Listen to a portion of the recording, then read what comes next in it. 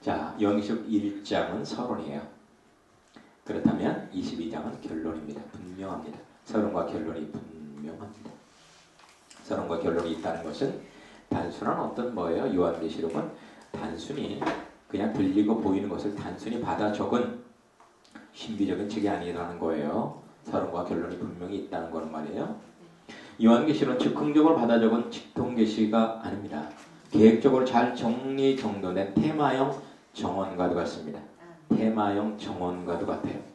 그래서 여러분들이 아셔야 될 건 뭐냐면 환상이 사도 요한을 이끈 것이 아니라는 겁니다. 환상이 사도 요한을 이끌었다. 이 말은 뭐냐면 환상이 보이는 대로 사도 요한이 그냥 그거 따라서 막 적고 이런 식으로 했다는 게 아니에요. 사도 요한이 환상을 도구로 활용한 것뿐입니다. 이게 중요합니다. 환상에 사도 요한이 이끌린 게 아니라 사도 요한의 환상이 이끌렸다는 거예요. 환상, 요한계시록에서 나온 무수히 많은 환상들이 나옵니다. 이런 환상들은 사도 요한이 광야의 복음을, 광야를 통한 하나님의 구속의 복음을 증거하기 위해서 도구로 활용한 거예요. 6장에 나오는 그런 4마리의 말들이나 7마리 열불 다닌 짐승이나 해를 옷 입고 탈을 밟고 있는 여인이나 이런 모든 환상들이 광야의 복음을 증거하기 위해서 사도 요한이 도구로 활용한 거라는 겁니다. 아멘. 아멘. 아멘. 자, 그러니까 하나님은 사도 요한을 사용한 거지 환상을 사용한 것이 아니에요. 중요한 건 사도 요한이 중요해요. 사도 요한을 알아야 되는 거예요. 사도 요한을 사용한 겁니다. 아멘. 하나님의 역사는 반드시 사람을 통해서 역사합니다. 과거나 현재나 미래나 똑같습니다. 사람을 통해서 하나님이 다이렉트로 역사하는 예는 거의 없었습니다. 반드시 사람을 통해서 역사합니다. 대부분 어떤 사람들은 직통계시 받았다고 좋아하고요. 하나님과 직접 대면한다고 하는 분들이 많이 있는데요. 이런 분들 보면 대부분 엽기를 잘못 세더라고요. 꼭 교회 분란을 일으키고요. 꼭 그런 사람들이 이단에 제일 잘 빠져요. 또 여러분, 하나님 반드시 사람을 통해서 역사해요. 마귀도 사람을 통해서 역사합니다. 그래 빛의 사람들이 있고 어둠의 사람들이 있는 거예요. 사도 요한은 여러 가지 환상을 통해서 성경 전체의 핵심인 광야의 도를 증거하고자 했다는 겁니다. 그게 바로 1장에 나오는 핵심입니다. 그리고 2, 3장에 여기 있죠. 에베소, 소모나, 버가모, 두아디라, 사대, 빌라델비아, 라우디게아. 에베소 교회 표현을 보낸 편지, 생명과를 먹게 해주겠다. 그리고 서문하기 위해서 둘째 사망의 해를 받지 않게 해주겠다. 버가모교회가 어떤 감추었던 만나를 주고 흰 그 새 이름이 기록된 흰두를 주겠다. 두 아들이 철장 문세를 주겠다. 흰 옷을 입게 해주겠다. 그리고 그 성전에 기둥이 되게 해주고 하나님의 이름과 어린 양 이름을 그 어떤 이마 위에 기록해 해주겠다. 라우디게아 교회 내가 보지 않는 것처럼 보지 않게 해주겠다. 여러 가지 많은 약속들을 해줍니다. 그런데 이런 모든 약속들은요 각각 다르게 보이지만은 사실은 말이에요 하나라는 거예요. 의미는 하나입니다.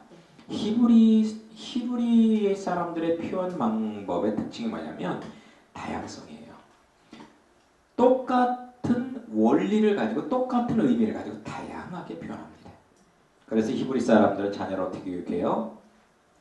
산에 올라갈 때 길이 하나만 있는 게 아니다. 길은 무수히 많다. 길은 무수히 많다. 그러면서 다양한 방법을 제시합니다. 하지만 목적을 하나로 제시해요. 하나. 다양성의 일치죠. 다양성의 일치를 제시합니다. 죄송합니다. 그래서 다양한 표현 방법을 합니다. 사실 성경에 대부분 그래요. 이사야서도 그렇고요.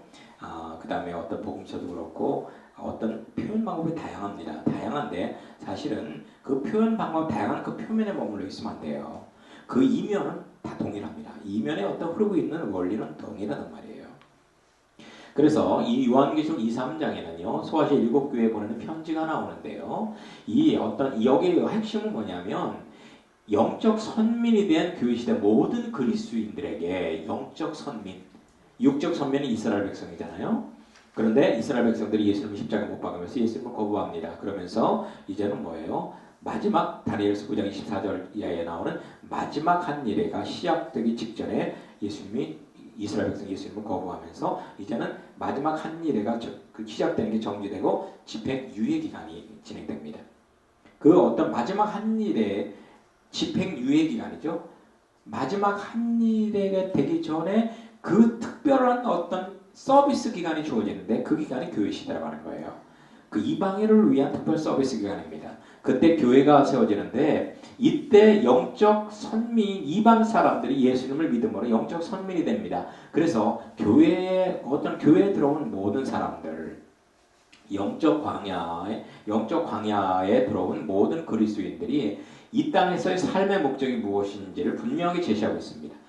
삶의 목적이 무엇인지 그건 바로 뭐냐면 광야와 같은 일상에서 자발적으로 산제사를 잘 드려서 준비된 속죄원통을 적용받아 이긴 자가 되라는 거예요. 이긴 자는 영적 전투의 승리자가 되라는 거죠. 일상의 광야에서 이긴 자가 되라는 겁니다. 자발적으로 산제사를 잘 드려서 이긴 자가 되라는 거예요. 하나님께서 이방 교회를 위해서 처음 익은 열매들을 예정하셨다는 거예요. 그 예정된 열매 안에 들으라는 겁니다. 그래서 하나님께서 이방인을 위해서 예정된 그 열매의 수가 차게 되면은 이제 이방을 위한 교회 시대가 막을 내리고 이제는 하나님께서 육적으로 선택했던 육적인 이스라엘 백성들에게 구원의 기회가 넘어가는 거예요. 그리고 육적 이스라엘 백성들이 예수님을 구원자로 영접하는 그 시점이 언제냐? 대환란이에요.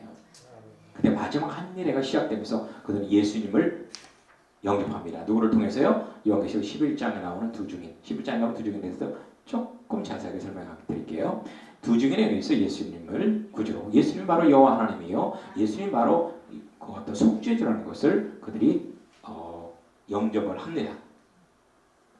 자, 아까 말씀드렸다시피요. 요한계시록 2, 3장에 나오는 일곱 교회 사장에게 보낸 편지 말미에 이긴 자들에게 약속한 축복의 내용이 많이 나옵니다. 각 편지마다 다 다른 것 같지만 사실은 의미는 똑같아요. 그 의미가 뭐냐? 생명과를 먹게 해주겠다는 거예요. 생명과를 먹게 해주겠다는 것 말은 뭐예요? 자아가 완전히 분쇄되고 나면 하늘 우리 안에 내주하신 성령님이 우리 마음의 중심 보좌에 앉아서 영원히 통치하는 하나님의 나라의 회복을 이루어주겠다. 여러분 생명과를 먹는다는 건 대단히 중요합니다. 왜냐하면 인간이 타락하기 전에 하나님이 창조한 인간에게 생명과를 먹게 하고 있어야 되는 동산에 살게 하거든요. 근데 인간이 생명과를 거부하고 선악과를 먹고 타락하게 되잖아요. 그리고 나서 하나님께서는 다시 예수 그리스도를 통해서 생명과를 다시 먹을 수 있는 길을 열어놓으셨어요. 생명과를 다시 먹을 수 있는 길을 열어놓으셨어요. 그게 바로 기독교입니다. 금지된 생명과를 다시 먹을 수 있는 그런 어떤 길이 열려 있는 것이 바로 복음이에요. 아멘. 그런데 바로 여기서 이 어떤 금지됐던 생명과를 다시 먹을 수 있게 해주겠다는 거예요. 얼마나 복된 약속입니까? 자, 그러면 2, 3장이 끝나고 납니다. 2, 3장이 끝나면 이제 교회 시대 동안에 하나님께서 약속한 생명과를 먹은 사람들이 나타나겠죠? 교회 시대 2000년 동안 생명과를 먹은 사람들이 나타나는데 그 생명과를 먹은 사람들은 하나님이 보실 때 하나님께서 보석과 같은 사람이에요. 이런 사람을 요한계시록 21장에서는 그리스도의 신부라고 표현합니다. 그리스도의 신부라고 표현해요. 신부. 여러분, 하나님이 우리 인간을 영적인 존재로 만드신 것은 뭐냐면 하나님께서는 우리 인간은 신간도 아니고 동물도 아닌 중간적 존재로 만들었어요. 그리고 인간에게는 동물적인 그런 본성이 있는가 하면 신적인 속성도 인간에게 있습니다. 참 인간이라는 존재가 너무 신기해요. 근데 하나님께서는 왜 인간에게 하나님의 생명을 부어주셔서 영적 존재로 만들었을까? 그것은 바로 뭐예요? 인간이 생명과를 먹고 하나님과 하나 되는, 즉 인간을 하나님께서 인간과 영적으로 결혼하기를 원하셨어요. 영성 결혼. 이것을 영성 신학자들은 영성 결혼이라고 표현합니다. 영성 결혼. 하나님께서 인간과 영적으로 결혼해서 영원히 하나 되어서 영원히 인간과 함께 살기를 원해서 인간을 영적 존재로 만드셨단 말이에요. 그런데 바로 하나님께서 그 생명과를 먹는다는 것은 바로 뭐냐면 생명과는 그리스도의 생명이에요. 그리스도의 생명. 그러니까 그리스도의 생명을 얻었다는 건 하나님과 하나 됐다는 거예요.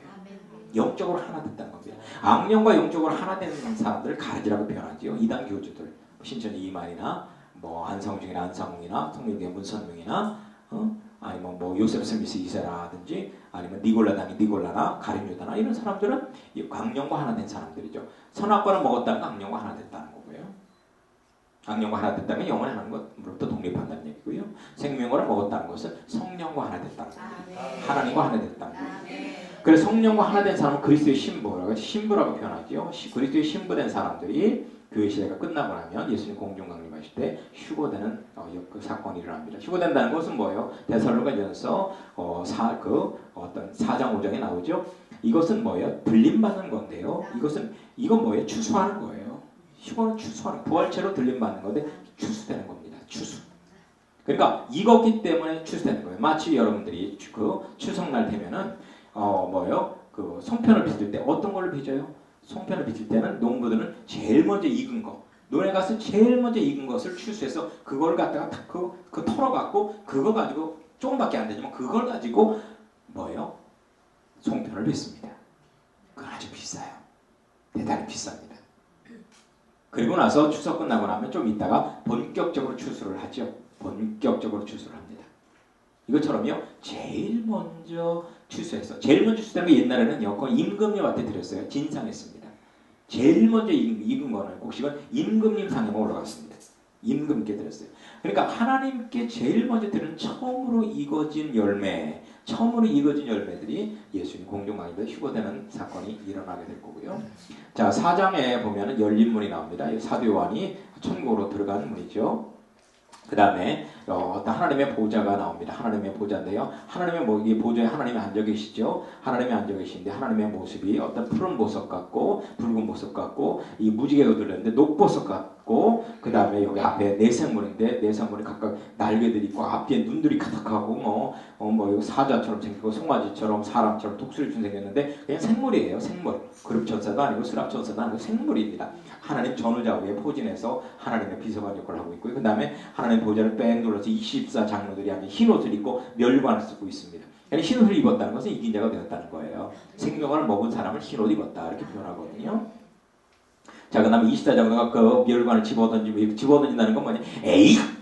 이렇게 했다는 게 아니고요. 에이가 아주 그냥 싫은 듯이 했다는 게 아니고요. 이것은 뭐예요? 모든 영광은 하나님께 돌립니다. 제가 이렇게 멸관을 썼다는 게 이긴 자가 되었다는 거예요. 이렇게 광야 연단 과정을 다 통과해서 이긴 자가 된 것은 내가 잘나서가 아니고 내 능력으로 된 것이 아니라 전적인 하나님의 은혜와 하나님의 능력으로 되었습니다. 이것을 인정해서 이렇게 어떤 멸관을 겸손하게 내려놓는 겁니다. 자, 4장을 한번 볼까요? 자, 4장은요, 여러분들에게 말씀드렸습니다만은 요한계시록은요, 빛의 사자들과 어둠의 사자들의 영적 전쟁입니다. 영적 전쟁터예요. 출애굽기 13장에서 애굽을 떠나는 이스라엘 백성들을 뭐라고 표현하느냐? 여호와의 군대라고 표현합니다. 여호와의 군대라는 말은 뭐냐면 그 광야가 바로 뭐예요? 여호와의 군대와 사단의 군대가 싸우는 영적 전쟁터라는 의미예요. 아멘? 아멘. 그래서 4장에는 대환란을 집행할 총사령부가 등장합니다. 바로 영계 3층에 하나님의 보좌가 나와요. 하나님의 보좌. 3층이라는 것은 천국의 수도라는 뜻이죠. 가나안 땅의 수도가 예루살렘 성이듯이 천국의 예루살렘, 새 예루살렘 성이라고 하는데 천국의 수도에 하나님의 보좌가 있는데 그 보좌가 나옵니다. 자, 천국 3층천 보좌에 좌정하신 하나님께서 친히 대환란을 기획하시고 실행하신다는 것을 증명하기 위해서 보여주는 거예요. 그러니까 대환란의 의미가 있다는 얘기예요, 없다는 얘기예요? 대환란의 영적 전쟁이 의미가 없다면 총사령부가 등장할 필요가 있습니까? 보좌 앉으신 하나님이 등장할 필요가 있어요. 여러분, 성경에는 수없이 많은 사건 사고가 나옵니다만 보좌에 앉아서 직접 하나님께서 집행한다는 어떤 진두지휘한다는 것이 나오는 것이 성경에 어디가 또 있어요? 딱 구약의 한 군데, 신약의 한 군데입니다. 구약에는 욥기서. 구약에서 욥기만 읽으면 마음이 불편합니다. 번영신학자들은 마음이 불편해요. 그런데 욥기에도 하나님이 직접 진두지휘한다는 내용은 하나님의 보좌가 나와요. 그리고 또 신약 요한계시록 4장에 나옵니다. 자, 이렇게 성경에 수많은 사건들이 등장하지만 대환란처럼 하나님께서 3층전 보좌에서 직접 주관하신 사건은 거의 없다는 거예요. 그러니까 대환란의 모든 것은 우연이다, 필연이다? 그렇습니다. 필연이라는 겁니다. 우연은 없습니다. 인간에게 스트레스를 주고 스트레스 가중되게 하는 건 뭐냐면 잊지 말아야 될 것이 나에게 있다는 생각, 오지 말아야 될 것이 올 거라는 생각 때문에 우리 인간은 자꾸 스트레스를 받고요. 그런데 말이에요. 그 스트레스를 받는 사람들이 우리 기독교인들이 많아요. 그냥 나에게 무엇이 오든지 하나님으로부터 왔다는 믿음을 가지면 사실은 우리 마음에 평안이 오고 그 모든 것은 우리 삶의 평안과 행복과 어떤 화목을 위해서 삶의 풍요를 위해서 재활용할 수 있거든요. 아멘. 아멘. 여러분 몽고에는요. 몽고 사람들이 가장 귀하게 여기는 것 중에 하나가 뭔지 알아요? 몽고 사람들 이거 없으면 안 됩니다. 뭔지 알아요? 몽고 사람들 귀하게 여기는 거. 말똥입니다. 말똥. 우리 같으면 말똥, 아이고. 몽고에는 말들이 무지하게 많아요. 초원에. 말들은 말을 안 들어요. 그래 똥을 아무 데나 싸버려요. 이 말들이 말을 안 들어갖고 아무 데나 똥을 찍찍찍찍 싸버리니까 말똥을 있잖아요. 싸면 그냥 쫙 퍼져버립니다. 말똥은 그냥 둥글둥글 염수처럼 그렇게 이쁘게 싸면 얼마나 좋아요. 그냥 죽기도 편한데 말똥은 쫙 싸고 그냥 쫙 퍼져버려요. 예, 거의 물똥 비슷한 걸 척척척 싸는데요. 그러니까 초원 어디 가도 똥 싸면 일단 제일 먼저 날라오는 게 똥파리. 아이고 이거 아주 그냥 더러워 죽겠어요. 아주 그냥 똥파리 날라오고 또 냄새도 지독하잖아요. 그런데요, 그 말똥이 보석이에요. 말똥이 없으면 몽고 사람들이 초원의 몽고 사람들이 못 삽니다. 말똥이 어떻게 하냐면 말똥을 말리면 최고의 연료입니다. 최고의 연료. 그리고 그 겨울에 그 말똥이 그 사람들은 이 어떤 텐트를 치고 자잖아요. 그런데요, 밤에는 모기들이 무지하게 와요. 뱀들이 많이 옵니다. 왜냐하면 뱀도 자 먹을 거 배가 고프니까 먹을 거 같이 온단 말입니다. 그런데 이 뱀들을 갖다 막아주고 그 어떤 해충 같은 걸 막아주는데는요, 이 말똥을 불을 붙여갖고 텐트 주위에다 피워놓으면요, 그 연기가 모든 걸 퇴치해버리는 역할을 한다는 거예요. 그러니까 말똥은 없어서는 안 돼요. 연료로 꼭 있어야 되고요. 어떤 해충을 막아주고 뱀들을 막아주고 이런 것을 최고가 말똥이에요. 그러니까 세상에는 말똥 같은 게 없다네.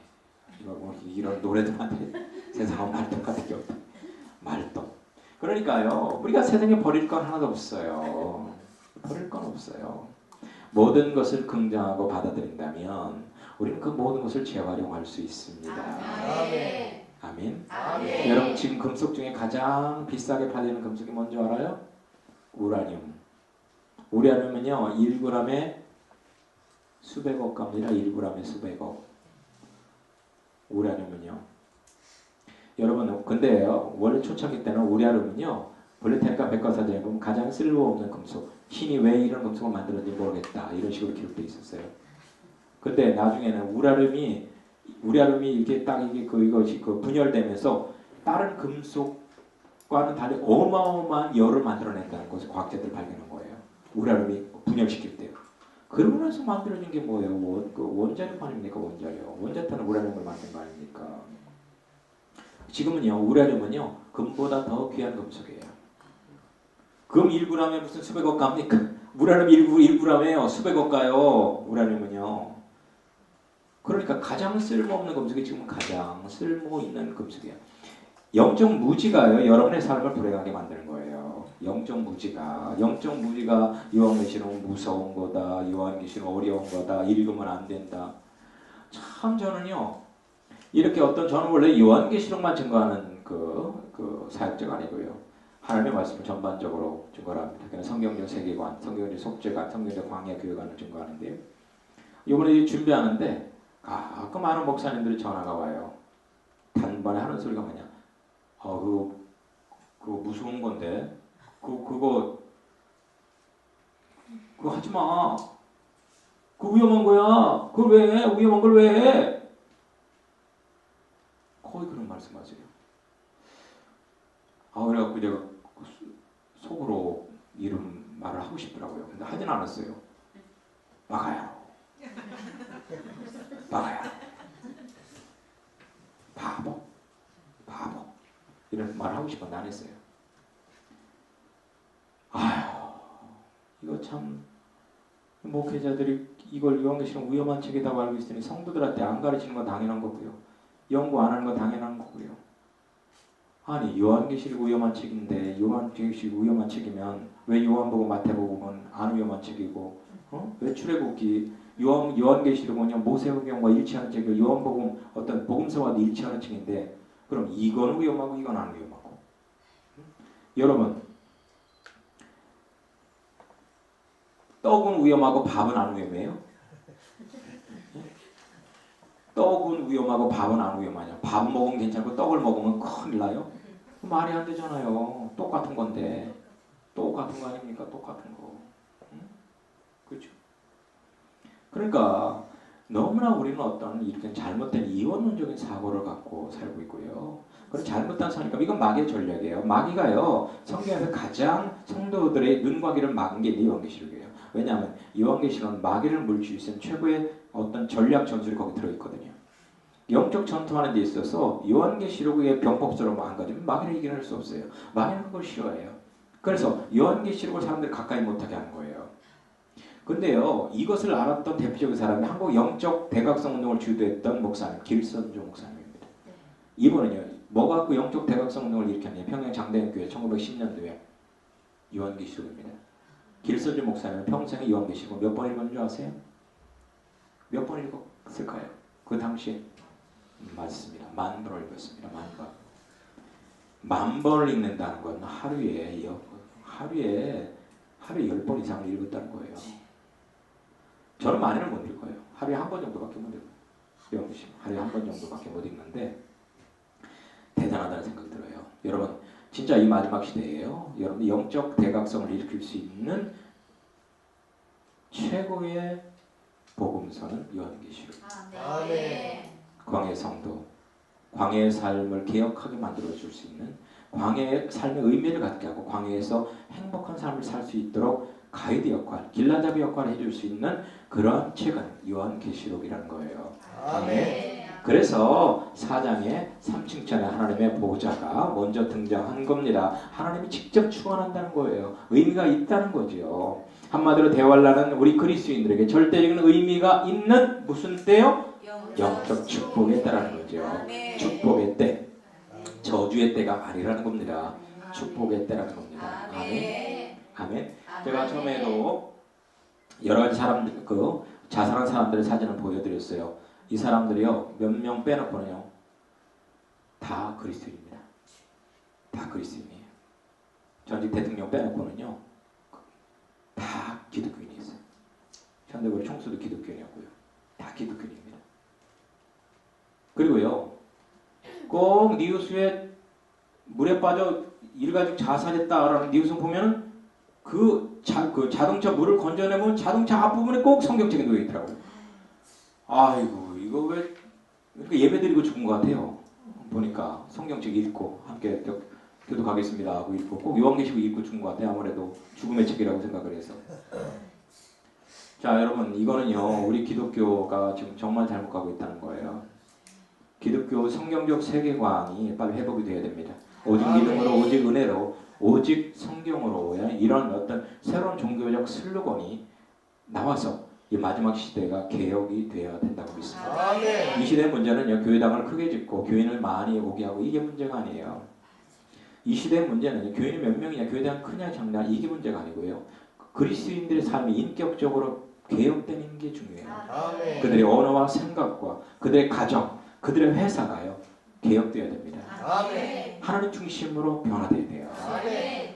이제 변화의 역사, 이제는요 성령의 늦은 비의 역사입니다. 늦은 비의 역사는 내적인 역사입니다. 외적인 역사가 아니에요. 내적인 역사는 이거는요 열매를 있게 만드는 역사예요. 늦은 비는요 우리 여러분들이 영혼이 성숙하게 만드는 역사예요. 아멘. 아멘. 아멘. 어느 유명하다고 하는 분들의 집회를 가봤어요. 막 그분에서 전 세계 다니면서 막 집회라고 하는데 그분의 특징이 뭐냐면 근데 귀신아 따라가라 하고 딱 손을 대면 뒤에 사람들이 뒤로 확 넘어집니다. 확 하고 넘어져요. 보니까 그냥 제 앞에 다 손만 대니까 다 넘어지더라고요. 근데 제 앞에 와서 되더라고요. 제가 한 20대 때 거기 갔는데 제 앞에 되더라고요. 근데 저도 넘어지고 싶어요. 미안해갖고. 근데 안 넘어지는 걸 어떻게 해요? 안 넘어지는 걸 그러니까 제 앞에서 한 10여 분간을 막 씨름하더라고요.